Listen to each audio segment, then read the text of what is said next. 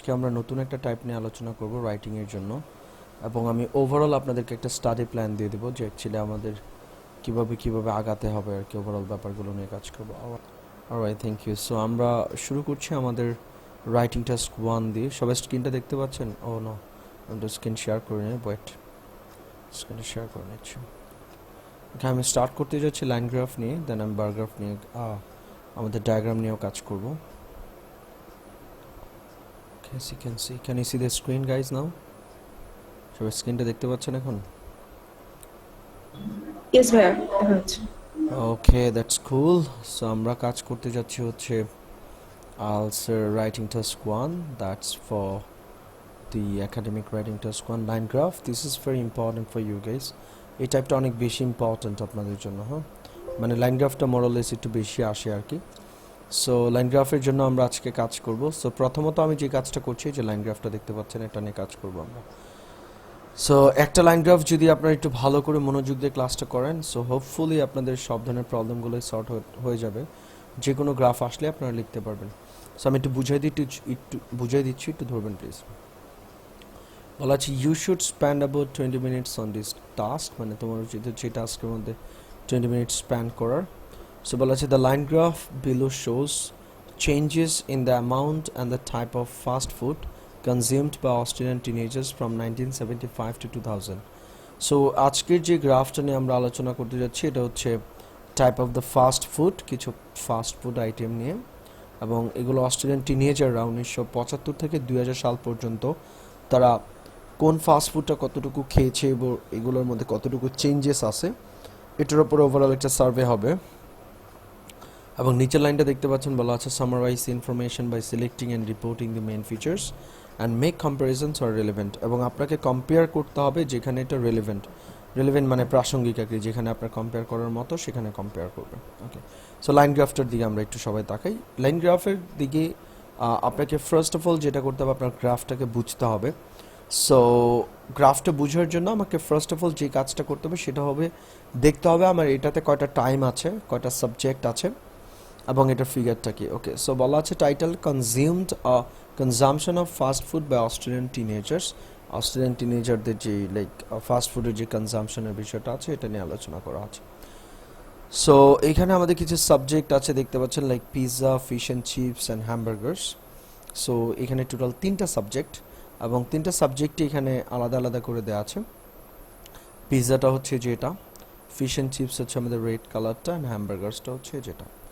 So এখন line গ্রাফের ক্ষেত্রে আপনাদেরকে ফার্স্ট অফ অল যে বিষয়টা মাথায় রাখতে হবে সেটা হচ্ছে আপনাকে দেখতে হবে যে সাবজেক্টটা নিয়ে আপনি কথা বলতে যাবেন, সেই সাবজেক্টটা আসলে কতটুকু কোন সাল থেকে কত সাল পর্যন্ত বৃদ্ধি পেয়েছে, কতটুকু হ্রাস পেয়েছে, এখানে কি কোনো ফ্লাকচুয়েশন ছিল কিনা, বা কোনো ধরনের রিমেন আনচেঞ্জড ছিল কিনা, এই বিষয়গুলো আমাদেরকে এমফাসাইজ করতে হবে এই বিষয়গুলোর উপর। ওকে, সো আমরা যে কাজটা করব, লাইন গ্রাফটা অনেকেই দেখে হয়তো বা একটু প্যানিক হতে পারেন যে আসলে আমি এটা লিখবো কীভাবে বা লেখার বেস্ট ওয়েটা কি। সো আমি আপনাদেরকে আজকে দেখায় দিচ্ছি যে কোনো লাইন গ্রাফে আসুক না কেন আপনারা এই ওয়েতে লিখতে পারবেন। ওকে, সো আমরা দেখতে পাচ্ছি আমাদের বাম পাশে যেগুলো আছে এগুলো হচ্ছে আমাদের ফিগারটা, লাইক 0 থেকে 100, 102, এটা হচ্ছে টাইমস, কতবার খেয়েছিল তারা এরকম, আর এখানে হচ্ছে সাবজেক্টগুলো, আর এখানে হচ্ছে টাইমগুলো। সো আমরা একটা একটা করে আগে একটু গ্রাফটা আমি আপনাদেরকে বুঝিয়ে নিই, দেন আমরা আমাদের আনসারে যাব যে আমরা এটাকে লিখবো কীভাবে। যে কোনো গ্রাফে আসুক না কেন আপনি প্রথমে দেখবেন আপনার সাবজেক্টগুলো কি। সো আজকের সাবজেক্ট হচ্ছে pizza, fish, chips and hamburgers. So এটা আসলে যেহেতু পিৎজাটা প্রথমে আছে, আপনি যদি চান যে আপনি পিৎজা নিয়ে শুরু করবেন আপনার এটা লেখাটা, সেটা করতে পারেন। দেন আপনি যদি চান ফিশ অ্যান্ড চিপস নিয়ে স্টার্ট করতে, সেটাও পারেন। আপনি যদি চান যে আমি স্টার্ট করবো হ্যামবার্গার্স দিয়ে, সেটাও করতে পারেন। এখানে আসলে কোনো ধরনের স্ট্রিক্ট রুলস অ্যান্ড রেগুলেশনস নাই, বাট আমাদের লেখার সুবিধার্থে এবং আমাদের জন্য যাতে বিষয়টা ইজি হয় সেই জন্য আমরা যে কাজটা করব, আমরা প্রথমত যে সিরিয়ালি যেটা আছে, লাইক প্রথমে পিৎজা আছে, পিৎজাকে নিয়ে কথা বলবো। চলে আসেন পিৎজার আসলে ইনফরমেশনগুলো কি। পিৎজার ইনফরমেশনটা যদি আপনারা দেখেন, এটা 0 থেকে ছিল 20 পর্যন্ত। তো আমরা যদি দেখি 1975 সালে এটা অলমোস্ট হয়তো বা 5 টাইমস ছিল, আমরা অ্যাপ্রক্সিমেট ধরে নিতে পারি। এখান থেকে শুরু করে দেখেন 1995 পর্যন্ত সবাই যদি একটু দেখেন, এটা কিন্তু খুব দ্রুতভাবে বৃদ্ধি পেয়ে গেছে। 1995 পর্যন্ত। এখন আপনারা বলতে পারেন যে ভাইয়া আমি 1980, 1985, 1990 কেন বলবো না? আসলে না বলার পিছনে কারণ হচ্ছে এটা যে দেখেন আপনাকে এখানে বলে দিচ্ছে summarise the information by selecting and reporting the main features. Main যে ফিচারগুলো আছে এগুলো আপনাকে কি করতে হবে? সিলেক্ট করতে হবে এবং সামারাইজ করতে হবে। কারণ 1975 থেকে 1980 এটা বৃদ্ধি পেয়েছে, 1985 বৃদ্ধি পেয়েছে, 1990 মানে এভাবে আসলে লেখা যাবে না। সো আমাদেরকে লিখতে হবে একটু সামারাইজ করে। সো আমরা বলবো এরকম একটা ট্রেন্ড যেহেতু 1975 থেকে 1995 পর্যন্ত প্রথমে বলবো যেটা খুব দ্রুতভাবে বৃদ্ধি পেয়েছিল, কিন্তু 1995 থেকে 2000 সাল পর্যন্ত এটা স্থির ছিল, দেখেন কোনো ধরনের চেঞ্জ ছিল না। সো আমরা এখানে দুইটা সেন্টেন্স বলে দেবো। তাহলে আমরা প্রথমত কাজ হচ্ছে কি, আপনার কোয়েশ্চেন পেপারে যখন এটা আসবে আপনি একটু মার্ক করে নেবেন যে এখান থেকে এটা এতটুকু বৃদ্ধি পেয়েছে, এতটুকু হ্রাস পেয়েছে বা আনচেঞ্জ ছিল, তাহলে লিখতে গেলে আপনার জন্য সুবিধা হবে। এটা গেল আমাদের পিৎজার বিষয়টা। এখন আমরা নেক্সট অনে মুভ করবো, that is fish and chips. Fish and চিপসের ব্যাপারটা যদি আসেন, দেখেন এখানে আবার ব্যাপারটা হচ্ছে একটু ডিফারেন্ট। আমরা 1975 থেকে 1980 পর্যন্ত দেখতে পাচ্ছি এটা কমে গিয়েছিল, কিন্তু 1980 থেকে 85 পর্যন্ত এটা আবার হচ্ছে আপনার কি বৃদ্ধি পেয়েছিল।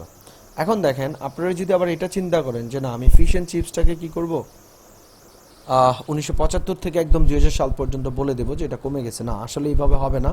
বিকজ এইখানে কিছু সিগনিফিক্যান্ট পয়েন্ট আছে, মেইন ফিচার আছে, যেমন এটা আসলে 1975 থেকে 1980 পর্যন্ত কমে গেছে, এটা লিখতে হবে আপনাকে। দেন 1980 থেকে 1985 পর্যন্ত এটা হ্রাস পেয়েছে, বৃদ্ধি পেয়েছে, এটা আপনাকে বলতে হবে। 1985 থেকে 2000 সাল পর্যন্ত এটা হ্রাস পেয়েছে, এভাবে বলতে হবে। সো আমরা এভাবে বলবো ফিশ অ্যান্ড চিপস। তারপরে আমরা মুভ করব হ্যামবার্গার্সটাকে নিয়ে। সো হ্যামবার্গার্সটা একটু দেখেন, হ্যামবার্গার্স কি বলা আছে। হ্যামবার্গার্সটা বলা আছে এরকম 1975 থেকে 1985 পর্যন্ত খুব দ্রুতভাবে বৃদ্ধি পেয়েছে, কিন্তু 1985 থেকে 1995 পর্যন্ত এটা স্লাইটলি বৃদ্ধি পেয়েছে, বাট 1995 থেকে 2000 সাল পর্যন্ত এটা কি করেছে, রিমেন আনচেঞ্জড ছিল। কি ছিল আমাদের? রিমেন আনচেঞ্জড মানে অপরিবর্তিত ছিল। সো লাইন গ্রাফের বিষয়টা হচ্ছে এরকম। সো আমরা এখানে তিনটা গ্রাফই আমি আপনাদেরকে বুঝিয়ে দিলাম, তিনটা সাবজেক্ট ছিল। সো আপনার গ্রাফের মধ্যে ঠিক এরকমই থাকতে পারে, নর্মালি তিনটা বা চারটা থাকে, ম্যাক্সিমাম সময় তিনটা থাকে, অনেক সময় চারটা থাকে, আর বেশি সাধারণত থাকবে না। সো আপনার মেইন ফোকাসটা করতে হবে যে আমার এটার আপস অ্যান্ড ডাউন চেঞ্জেসগুলো কেমন হলো, ওই চেঞ্জেসগুলোর উপরে বেস করে আপনি এটা লিখবেন। সো গ্রাফটা সবাই বুঝতে পারছেন আমি যেভাবে ডেসক্রাইব করে দিলাম আপনাদের? লাইক আমরা এভাবে ধরে আগাবো, হ্যাঁ, লাইক ঠিক সেম ওয়েতে কি করবো, এভাবে ধরে আগাবো যে কোনো ধরনের লাইন গ্রাফে আসুক না কেন। ওকে, এখন আমরা লিখতে যাব, আমি আপনাদেরকে এখন লিখাবো, দেখাচ্ছি যে কিভাবে এটা লিখবেন। ফার্স্ট অফ অল আমরা জানি আমাদেরকে একটা ইন্ট্রোডাকশন লিখতে হবে, এবং ইন্ট্রোডাকশন লেখার নিয়মটা হচ্ছে আমরা এই যে কোয়েশ্চেনটা দেখতে পাচ্ছেন এটাকে যতটুকু পসিবল প্যারাফ্রেজিং করে লিখবো। সো আমি একটা ইন্ট্রোডাকশন লিখেছি আপনাদের জন্য, যেমন আমরা এরকম বলতে পারি, the given line graph provides information about alterations in the in the proportion as well as type of fast food eaten by Australian teenagers between 1975 and 2000. So আমরা এখানে যতটুকু পসিবল ছিল আমরা কি করেছি, এখানে চেঞ্জেস নিয়ে এসেছি, প্যারাফ্রেজিং করেছি। সো আমরা ইন্ট্রোডাকশনটা এইভাবে কি করব, লিখে ফেলবো। এটা হচ্ছে আমাদের ইন্ট্রোডাকশনটা। তারপরে আমরা যেটা দেখব ওভারঅল, যেমন এর আগের গত ক্লাসটা আমি আলোচনা করেছিলাম আপনাদের সাথে যে আসলে ওভারঅলটা লিখতে হবে। সো ওভারঅলের মধ্যে কোন বিষয়গুলো আমাদেরকে লিখতে হয়, কেউ যদি আমাকে একটু বলেন প্লিজ, গ্রাফের কোন বিষয়গুলো মেনশন করতে হবে?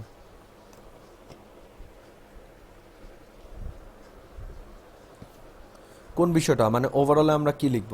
আচ্ছা আমি একটু বলে দিচ্ছি আবার। এক্স্যাক্টলি, মানে গ্রাফের মধ্যে যে সাবজেক্টটা সবচেয়ে বেশি হাইয়েস্ট সেটা বলবো, আর যেটা সবচেয়ে বেশি লোয়েস্ট ছিল আমরা ওটাকে নিয়ে কথা বলবো।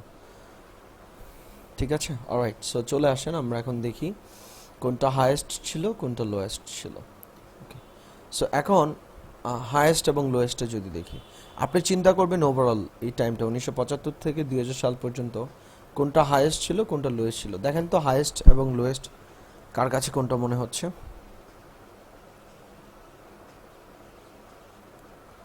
হাইয়েস্ট কোনটা হতে পারে?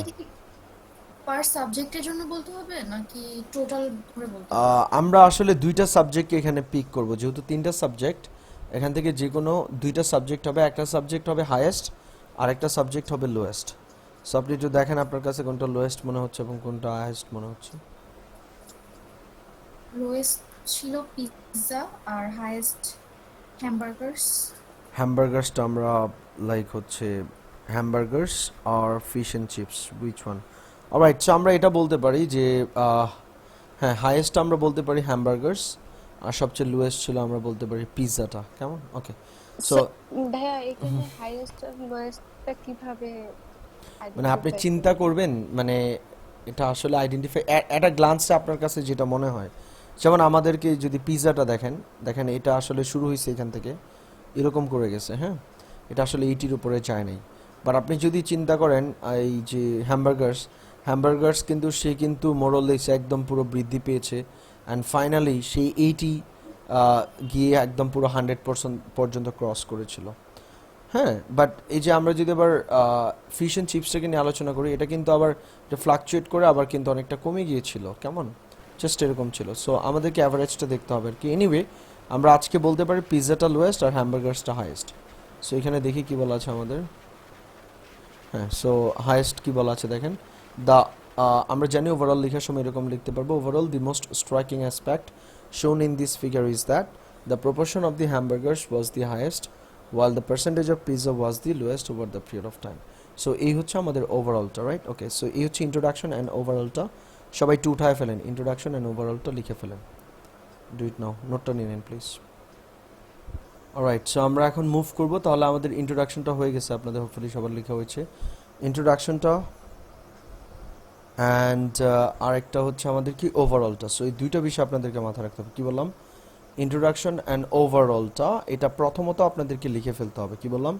এই যে ইন্ট্রোডাকশনটা আছে অ্যান্ড এই যে ওভারঅলটা আছে, এটা লিখে ফেলবো। ভেরি সিম্পল, কোয়েশ্চেন দেখে আমরা ইন্ট্রোডাকশনটা লিখবো অ্যান্ড ওভারঅলটা এটা দেখে লিখবো, দ্যাটস অল। এখন চলে আসেন বডিতে আসি।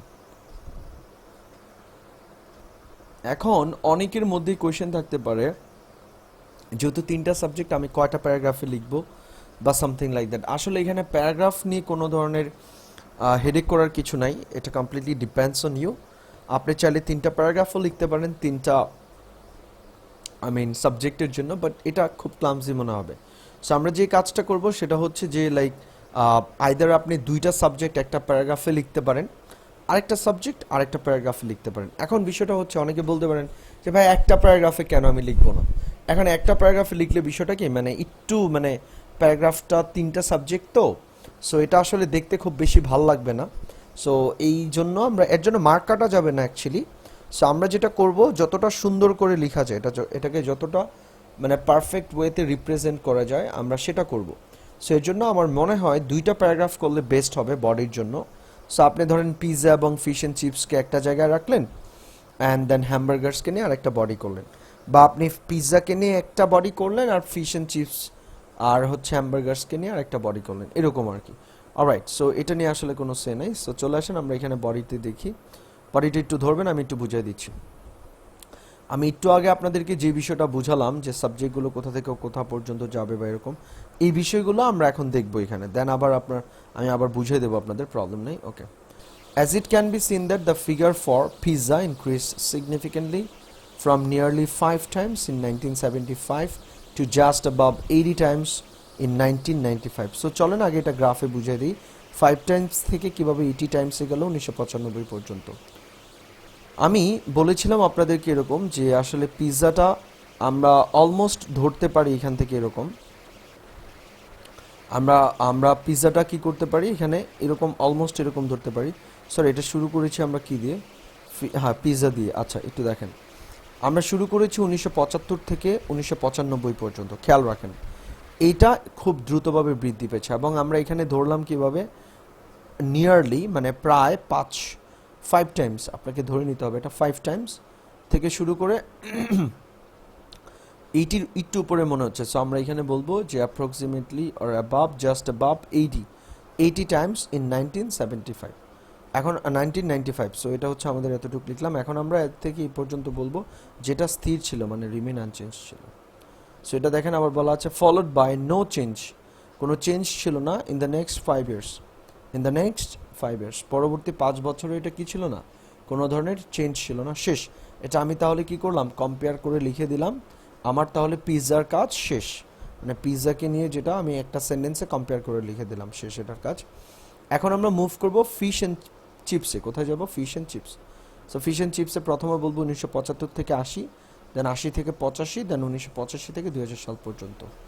তো এখানে বলা আছে the period between 1975 and 1980 experienced a gradual fall in the consumption of fish and chips. In the consumption of fish and chips এর মধ্যে এটা gradually দেখেছিল ফল দেখেছিল, while this figure maintained a slight increase, অন্যদিকে এই ফিগারটা একটু স্লাইটলি ইনক্রিজ করেছিল in the next 5 years, পরবর্তী 5 বছরে। এই সেন্টেন্সটা আমরা লিখলাম কিভাবে দেখেন, এটা প্রথমে বলছি এটা কমে গিয়েছে, বাট এটা পরবর্তীতে বলেছি এটা বৃদ্ধি পেয়েছে। তারপর 1985 থেকে 2000 সাল পর্যন্ত বলবো এটা খুব দ্রুতভাবে হ্রাস পেয়েছে। সো এটা বলা আছে এরকম। তারপর আমরা বাট বলবো, যেহেতু ডিফারেন্ট একটা like trend. But between 1985 and 2000 there was a dramatic fall, খুব দ্রুতভাবে কমে গিয়েছিল in the amount of fish and chips that decreased from roughly 95 times to just below 40 times। শেষ এটার কাজ তাহলে আমাদের কি, তাহলে আমরা এখন কমপ্লিট করলাম কিসের, ফিশ এন্ড চিপস। এখন আমরা হ্যামবার্গার্সের জন্য আর একটা বডি করব। এই যে দেখেন লাইক এভাবে লিখলে কি লেখাটা আপনার দেখতে ভালো লাগবে আর কি, পড়তেও ভালো লাগবে, এক্সামিনার পড়ে বেটার ফিল করবে। বাট আপনি চাইলে এই প্যারাগ্রাফও এটা অ্যাড করে দিতে পারেন, বাট আমরা এটা করব না, দুইটা প্যারাগ্রাফ করব। It looks very well, okay. দেখতে পাচ্ছি হাউএভার, যাই হোক না কেন, the figure for hamburgers witnessed a drastic rise, খুব দ্রুতভাবে বৃদ্ধি পেয়েছিল from 10 times in 1975 to around 85 times in 1985, whereas অন্যদিকে there was a minimal upward trend, এখানে একটা লাইক মিনিমাল আপওয়ার্ড ট্রেন্ড ছিল, মানে খুব করে কমে গিয়েছিল, মিনিমাল আপওয়ার্ড ট্রেন্ড স্লাইটলি কমেছিল in this figure from 1985 to 1985 to 1995. On the other hand, this figure remain unchanged in the next 5 years. তাহলে আমরা কি বললাম, প্রথমত বললাম 10 times থেকে 85 times পর্যন্ত এটা কি করেছিল, খুব দ্রুতভাবে বৃদ্ধি পেয়েছিল। আর অন্যদিকে এটা একটা আপওয়ার্ড ট্রেন্ড ছিল একটা in this figure. On the other hand, this figure remain unchanged in the next 5 years. এই বিষয়টা আর কি, যেমন হ্যামবার্গার্স প্রথমত এটা বৃদ্ধি খুব দ্রুতভাবে বৃদ্ধি পেয়েছে, দেন স্লাইটলি, দেন আনচেঞ্জ ছিল। Alright, that's all about it. And আসলে রাইটিং টাস্ক 1 এর ক্ষেত্রে একটু খেয়াল রাখবেন, এই গ্রাফ রাইটিংগুলোর ক্ষেত্রে আমাদের কি করা দরকার নেই, কোনো ধরনের কনক্লুশন লেখা লাগবে না। আমি আবারও বলছি, কনক্লুশন ইজ নট ম্যান্ডেটরি। আপনি কনক্লুশন তখনই লিখবেন যখন আপনি ইন্ট্রোডাকশন, ওভারঅল অ্যান্ড বডি দিয়ে ওয়ার্ড ক্রস করতে পারবেন না। আপনার যে 150 ওয়ার্ডস লিখতে হবে, এটা যদি আপনার ক্রস না হয় বা সাফিসিয়েন্ট ওয়ার্ড না হয়, সেক্ষেত্রে আপনি কনক্লুশন লিখবেন, আদারওয়াইজ নো নিড কনক্লুশন। ঠিক আছে, alright, thank you so much. সবাই একটু বডিটা লিখেন প্লিজ। বডিটা বুঝতে পারছেন তো সবাই properly, right? Yes, ma'am. Okay, thank you so much. সবাই একটু উঠায় ফেলেন কাইন্ডলি, হ্যাঁ, বডিটা উঠান।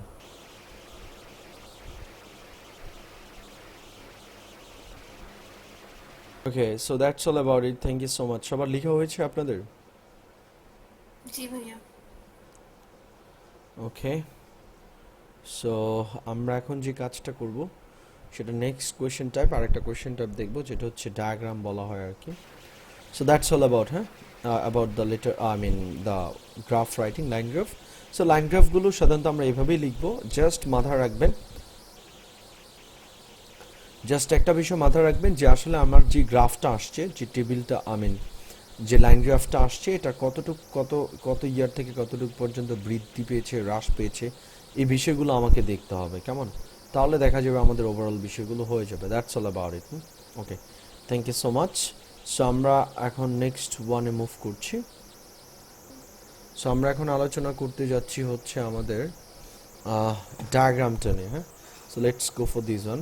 Right, thank you so much. So আমরা এখন আলোচনা করতে যাচ্ছি রাইটিং টাস্ক 1 এর ডায়াগ্রাম নিয়ে। সো আমরা এখন শিখবো কীভাবে ডায়াগ্রামটা অ্যাকচুয়ালি লিখতে হয় এবং কীভাবে ডায়াগ্রামটা প্রপারলি সলভ করতে হয়।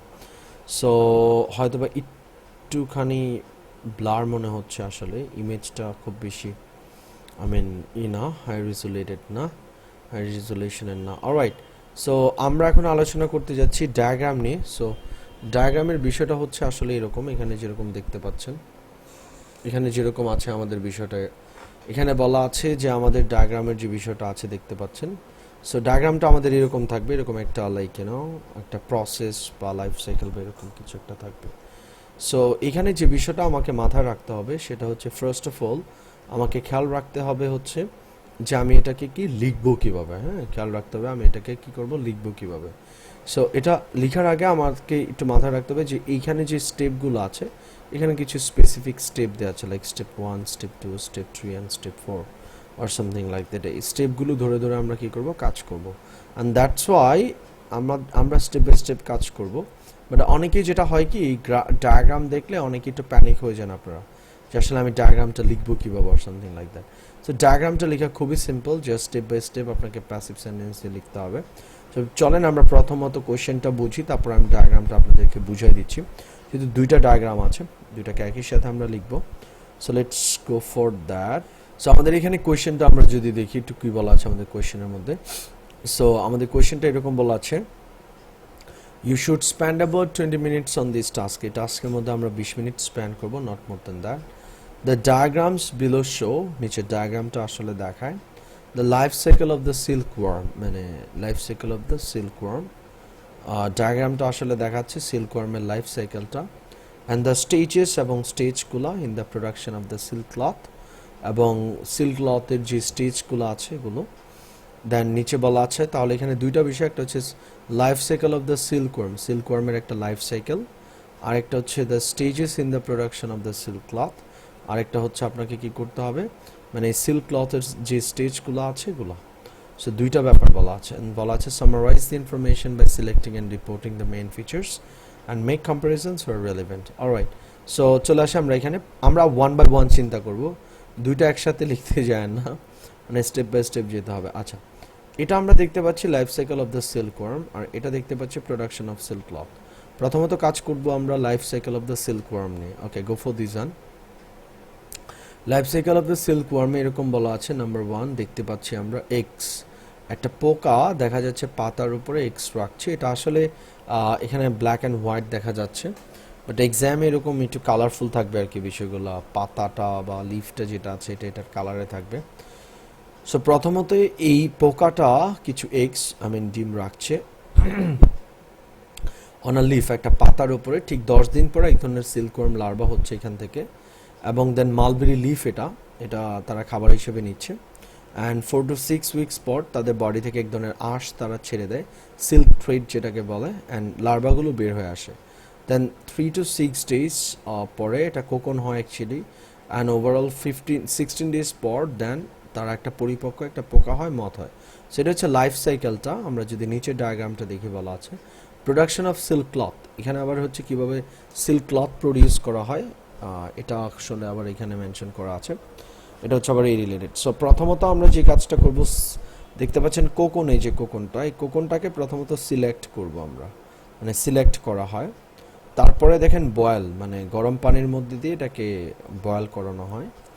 তারপরে এটাকে 300 to 900 মিটার টেনে লম্বা করা হয় এবং বাষ্পশূন্য করা হয়। দেন এটাকে হচ্ছে ডাইংয়ে পাঠানো হয়, ডাইংয়ে পাঠানোর পর এটাকে টুইস্ট করা হয়। সো টুইস্টটা বেসিক্যালি দুইটা ওয়েতে করা যায়, টুইস্ট করেও ডাইংয়ে পাঠাতে পারেন, আবার ডাইংয়ে পাঠানোর পর টুইস্ট করতে পারেন। অ্যান্ড দেন ডাইং থেকে ডিরেক্টলি কী করানো হয়, ওভেনে আনা হয় ওয়েভ করার জন্য।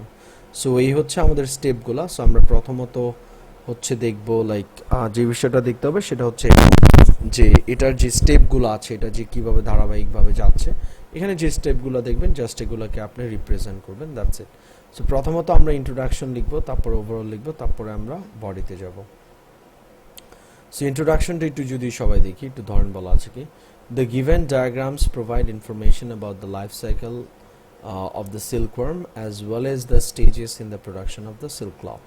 So এটা হচ্ছে ইনফরমেশন দিচ্ছে ডায়াগ্রামগুলো আসলে silkworm and the life cycle of the silkworm as well as the stages in the production of the silk cloth. Alright, so এটা হচ্ছে আমাদের ইন্ট্রোডাকশনটা। আমরা যদি ওভারঅলে আসি, একটু খেয়াল রাখবেন, যেমন এর আগে যে বিষয়টা ছিল সেটা ছিল আমাদের গ্রাফ নিয়ে, পাই চার্ট, লাইন গ্রাফ অথবা এরকম গ্রাফ টাইপ, বাট এটা হচ্ছে ডায়াগ্রাম।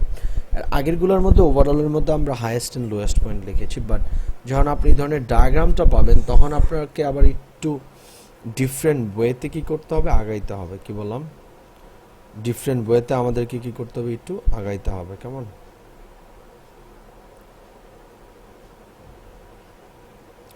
অলরাইট, সো আমরা এখন যে কাজটা করব, লাইক এটার হচ্ছে স্টার্টিং অ্যান্ড এন্ডিং পয়েন্ট আমরা দেব। কি বললাম, স্টার্টিং অ্যান্ড এন্ডিং পয়েন্ট আমরা দেখব। লাইক এই প্রসেসটা কোথা থেকে শুরু হয়েছে এবং শেষ হয়েছে। This process starts with ex and ends with মদ। এই প্রসেসটা শুরু হয়েছে এক্স দিয়ে শেষ হয়েছে মদ দিয়ে। যেমন আপনারা যদি এখানে আসেন বলা আছে এক্স দিয়ে শুরু হয়েছে অ্যান্ড শেষ হয়েছে আমাদের কি দিয়ে, মদ দিয়ে। কেমন, লাইক এটা হচ্ছে প্রথম স্টেপ, এটা হচ্ছে লাস্ট স্টেপ। সো আমরা এইভাবে ফার্স্ট অ্যান্ড এন্ডিং পয়েন্ট, আমরা ফার্স্ট অ্যান্ড লাস্ট পয়েন্টটা বলে আমাদের ওভারঅলটা লিখবো, দ্যাটস অল। তারপরে আমরা বডিতে যাব। সো সবাই একটু আগে ইন্ট্রোডাকশনটা লিখে ফেলেন আপনারা, সবাই একটু ইন্ট্রোডাকশনটা লিখেন কাইন্ডলি। রাইট, ইন্ট্রোটা হয়ে গেছে সবার, রাইট? ওকে, সো এখন আমরা ওভারঅলে যাব, তারপর আমরা বডিটা দেখবো, রাইট? ওকে, ওভারঅলটা লিখে ফেলেন, দেন আমি বডিটা বুঝিয়ে দিচ্ছি আপনাদের।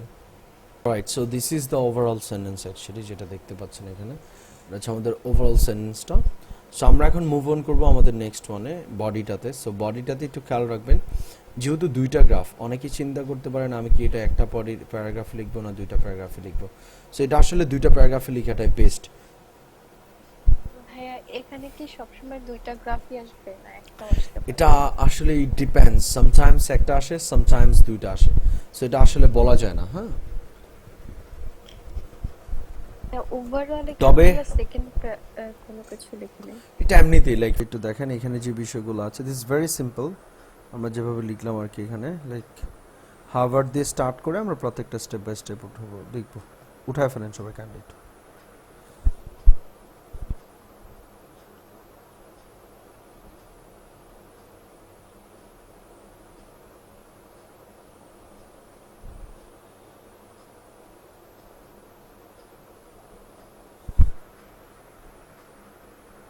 Alright, thank you so much everyone. So এই হচ্ছে আমাদের, এখানে আমরা দেখলাম হচ্ছে কিভাবে আমরা লাইক ডায়াগ্রামটা লিখবো। সো ডায়াগ্রামটা লেখার ক্ষেত্রে মাথায় রাখবেন, আমি আবারও একটু বলে দিচ্ছি। সো এটা আসলে ডিপেন্ড করছে যে আপনার ডায়াগ্রামটা কেমন আসছে।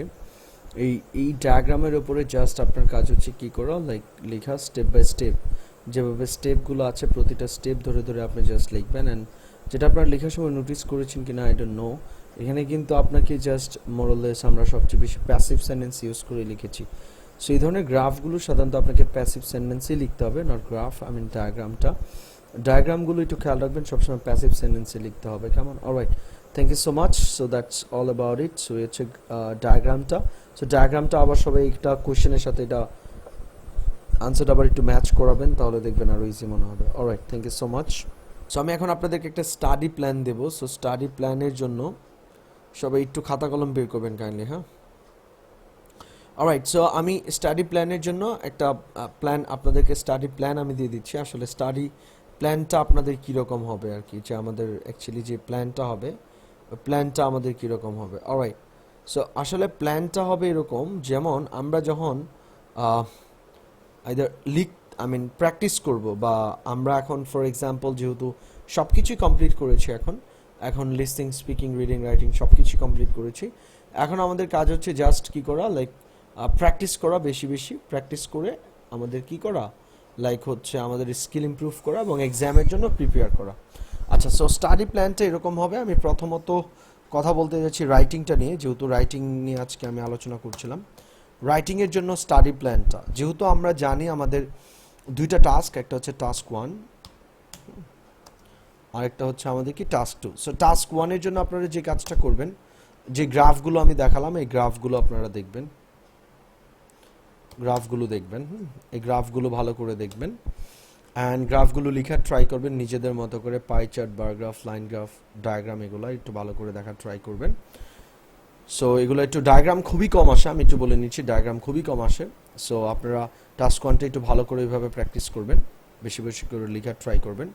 টাস্ক 2-এর জন্য আমরা যে কাজটা করব সেটা হচ্ছে আমরা 4টা ফরম্যাট দেখব, মনে আছে আপনাদের? 4 ফরম্যাটস একটু লিখে রাখেন, 4 ফরম্যাটস, 4টা ফরম্যাট আমরা দেখব, হ্যাঁ। টাস্ক 2-এর জন্য কি করব আমরা, 4 ফরম্যাটস আমরা দেখব, হ্যাঁ। ওকে, 4টা ফরম্যাট দেখব টাস্ক 2-এর জন্য। এবং এর সাথে আপনারা যে কাজটা করবেন সেটা, আমাদের একটা পিডিএফের মধ্যে আমাদের কিছু অনেকগুলো কোয়েশ্চেন দেওয়া আছে, ওই কোয়েশ্চেন্সগুলো একটু গো থ্রু করবেন, যে কোয়েশ্চেন্সগুলো আমাদের সবচেয়ে বেশি আসে আর কি নর্মালি রাইটিংয়ের জন্য। সো ওগুলো একটু দেখবেন আপনারা, ওগুলো গো থ্রু করবেন ওই কোয়েশ্চেন্সগুলো, তাহলেই হবে। আর 4টা ফরম্যাট, এগুলো একটু ভালো করে দেখবেন। এবং রাইটিং ইমপ্রুভ করার জন্য যেটা করতে হবে, এভরিডে ট্রাই করতে হবে একটা করে মিনিমাম একটা করে অ্যাসে লেখার জন্য। আর অ্যাসে রাইটিংয়ের উপর আপনারা জোর দিবেন একটু কাইন্ডলি, ঠিক আছে? অলরাইট, তাহলে এটা হচ্ছে আমাদের কিসের জন্য, টাস্ক 2 এর জন্য। সো হচ্ছে রাইটিংয়ের ওভারঅল আপনাদের স্টাডি প্ল্যানটা, এবং রাইটিংয়ের জন্য আপনারা যে কাজটা করবেন বেশি বেশি করে লিখবেন। আমি আবারও বলি বেশি বেশি করে লিখবেন এবং ফরম্যাটসগুলো মাথায় রাখবেন আপনারা। অলরাইট, সো এটা গেল রাইটিংয়ের ব্যাপারটা। অ্যান্ড দেন রিডিংয়ের জন্য আমরা যে কাজটা করবো, আপনার রিডিংয়ের জন্য ভেরি সিম্পল, যা আমি কাজ করলাম সোফার। ওভারঅল আমরা লাইক মনে হয় যে কোয়েশ্চেন টাইপগুলো নিয়ে কাজ করছি ওভারঅল, এর মধ্যে 6 থেকে 7টা টাইপ সবচেয়ে বেশি ইম্পর্টেন্ট ছিল। এবং আপনারা যেগুলো থেকে প্র্যাকটিস করবেন, ক্যামব্রিজ 6 হ্যাঁ,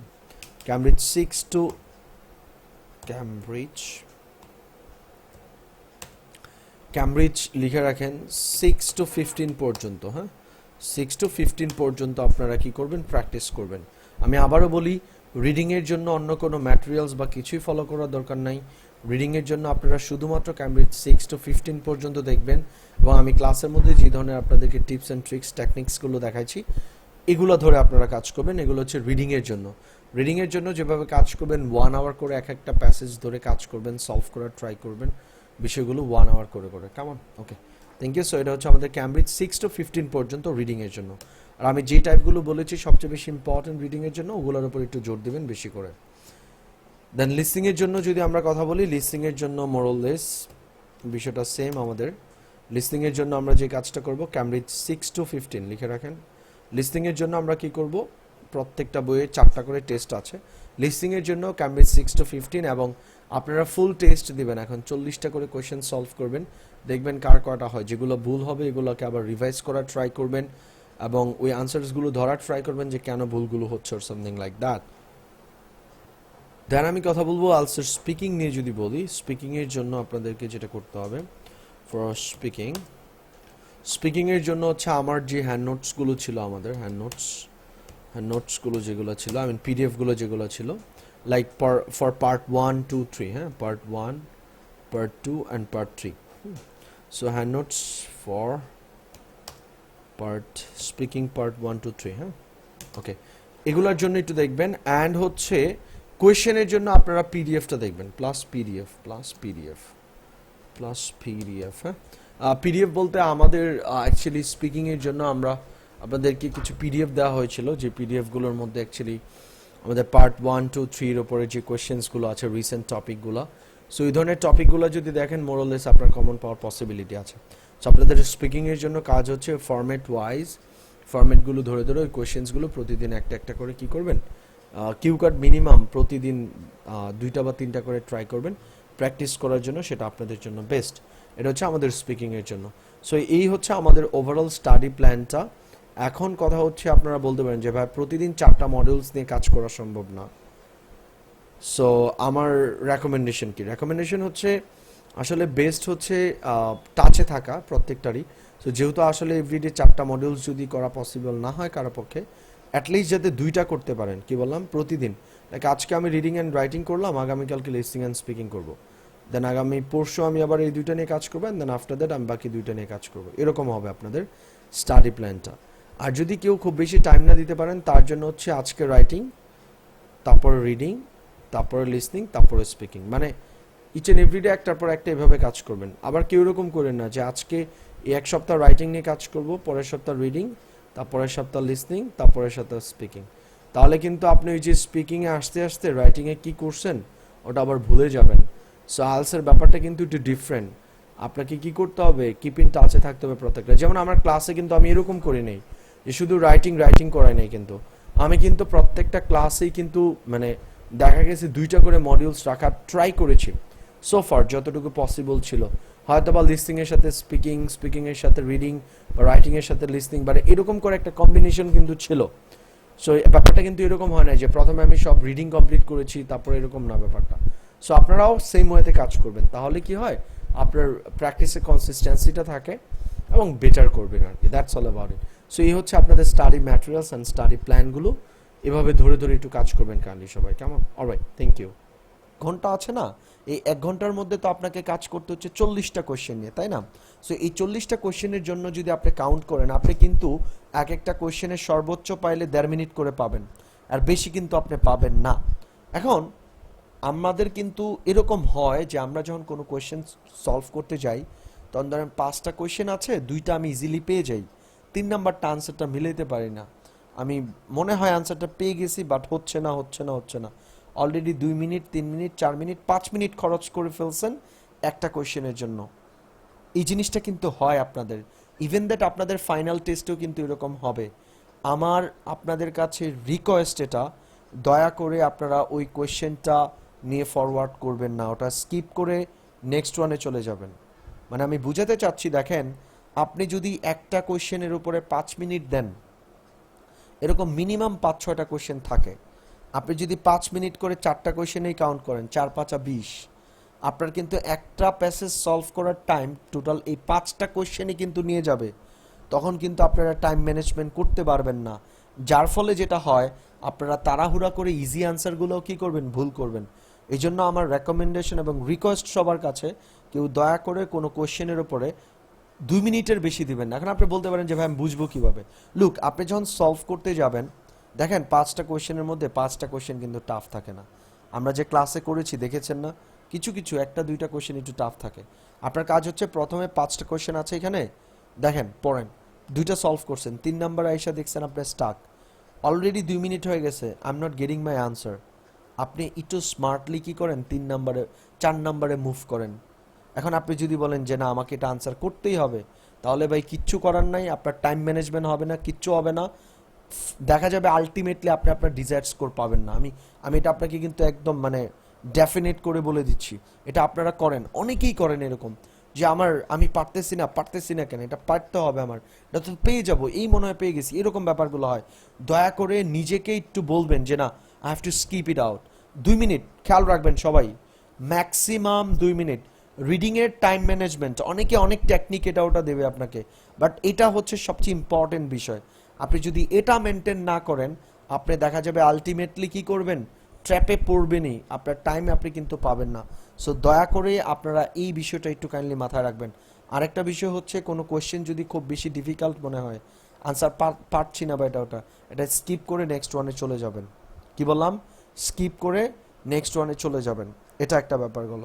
নাম্বার 2, আরেকটা কথা বলে দিই, ধরেন আপনার প্যাসেজ তো থাকে 3টা, সাধারণত কয়টা প্যাসেজ থাকে? 3টা প্যাসেজ থেকে আসলে প্যাসেজ 1 and 2 সাধারণত ইজি হয়, বাট প্যাসেজ 3 নাম্বার প্যাসেজটা টাফ হয়। আমি আবারও বলছি, প্যাসেজ 1 and 2 ইজি থাকে, প্যাসেজ 3টা একটু টাফ হয়। এখন অনেকে বলবে আপনাকে প্যাসেজ 1 and 2তে কম সময় দিয়ে প্যাসেজ 3তে বেশি সময় দেওয়ার জন্য, বাট আমার থিওরি হচ্ছে ডিফারেন্ট। দেখেন আপনাদের যে লেভেলটা আছে, আপনাদের এইখানে আসলে বিষয়টা হচ্ছে কি, আপনি প্যাসেজ 3 নাম্বার প্যাসেজে 13-14টা কোয়েশ্চেনে আপনি সবগুলো আনসার করাটা আপনার ওই লেভেলটা, ক্যাপাসিটিটা হয়তো বা নাই। এই জন্য আপনার জন্য আমি যেটা রেকমেন্ড করব, আপনি এই 2টা প্যাসেজ, কি বললাম, 2টা প্যাসেজ, যে 2টা প্যাসেজ, প্যাসেজ 1 and 2, এখানে আপনি 20 মিনিট করে না দিয়ে দরকার হলে আপনি 25 মিনিট করে দেন, কারণ এই কোয়েশ্চেনগুলোতে একটু টাইম দিলে আপনি আনসারগুলো পেয়ে যাবেন কিন্তু। সো আমার রেকমেন্ডেশন হচ্ছে প্যাসেজ 1 and 2 খুব ভালোভাবে করবেন, আর প্যাসেজ 3টাও কাজ করবেন। কারো যদি ওরকম হয় যে না আমি ফার্স্ট প্যাসেজটা দেখা যায় 15 মিনিটে সলভ করতে পারছি, তারপরেরটা আপনি 25 মিনিট দেন, আর পরেরটা আপনি 20 মিনিট দেন, এভাবে ধরে আগান। কারণ আমি এই কথাটা বলছি কেন, প্যাসেজ 3টা না একটু টাফ হয়, বুঝছেন, একটু টাফ হয়। সো আনসারগুলো ধরতে গিয়ে একটু প্রবলেম মনে হয়। এবং আরেকটা বিষয় আমি ডেফিনেটলি বলবো আপনাদের, প্যাসেজ 3তে যদি একটা বা 2টা, কি বললাম, আমি আবারও বলি, 3 নাম্বার প্যাসেজে যদি একটা বা 2টা ট্রু ফলস নট গিভেন থাকে, বা ধরেন 3টা আছে 3 নাম্বার প্যাসেজে, কি বললাম, আমি আবারও বলি, 3 নাম্বার প্যাসেজে ধরেন ট্রু ফলস নট গিভেন আছে 3টা, ধরেন আপনার সময় আছে মাত্র 2 মিনিট। কয় মিনিট সময় আছে? 2 মিনিট। এখন আপনার কাজ কি? এখন আপনি যদি চান, আমি দেখেন 3টা কোয়েশ্চেন 2 মিনিটে কিন্তু আসলে পড়ে আনসার দেওয়া সম্ভব না। দয়া করে কেউ ব্ল্যাঙ্ক রাখবেন না, সবগুলো ট্রু দিয়ে আসবেন। কি বললাম, যদি ট্রু ফলস নট গিভেন থাকে সবগুলো ট্রু দিয়ে আসবেন, একটা হবেই, ডেফিনেটলি একটা হবেই। আর যদি ইয়েস নো নট গিভেন থাকে 3টাই ইয়েস দিয়ে আসবেন, যে কোনো একটা হবেই ডেফিনেটলি। এটা কখন? যখন আপনি দেখতেছেন যে আমার হাতে কি নাই, সময় নাই, এটা একটা ব্যাপার। আরেকটা ব্যাপার একটু বলে রাখি, ধরেন ট্রু ফলস নট গিভেন সাধারণত 3টার কমে থাকে না, 3টা থাকেই। ধরেন 3 নাম্বার প্যাসেজে ট্রু ফলস নট গিভেন আছে, পার্শিয়াল সামারি আছে, আর ধরেন লিস্ট অফ হেডিংস আছে। তখন আমি বলবো আপনি পার্শিয়াল সামারি এবং লিস্ট অফ হেডিংসে জোর দেন।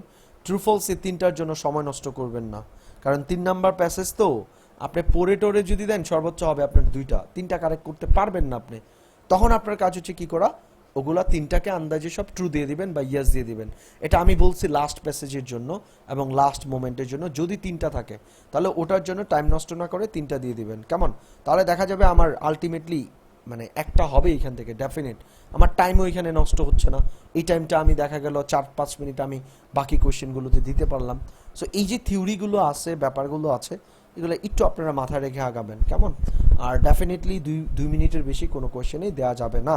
আর এই প্র্যাকটিসটা আপনারা বাসায় থেকে থেকে প্র্যাকটিস করতে হবে, মানে বাসা থেকেই মেন্টালি প্রিপেয়ার হতে হবে যে আমি এইভাবে আগাবো। ঠিক আছে, থ্যাংক ইউ।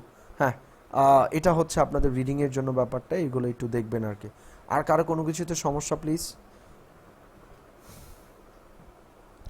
Anyone else? আর কারো কোনোটাতে প্রবলেম কাইন্ডলি?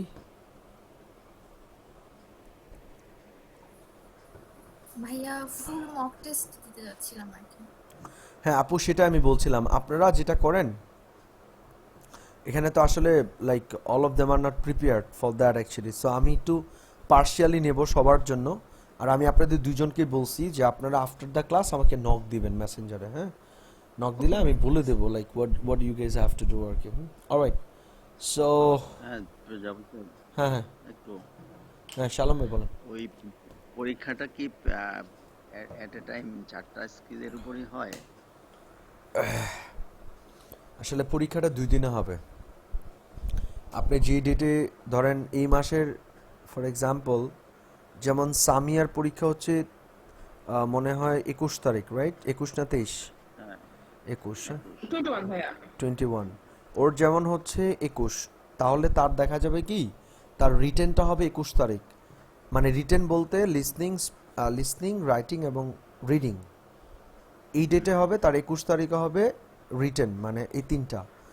আর বাকি স্পিকিংটা তার হয়তোবা 21 তারিখের 2 দিন, 1 দিন বা 3 দিন আগে হতে পারে অথবা পরে হতে পারে।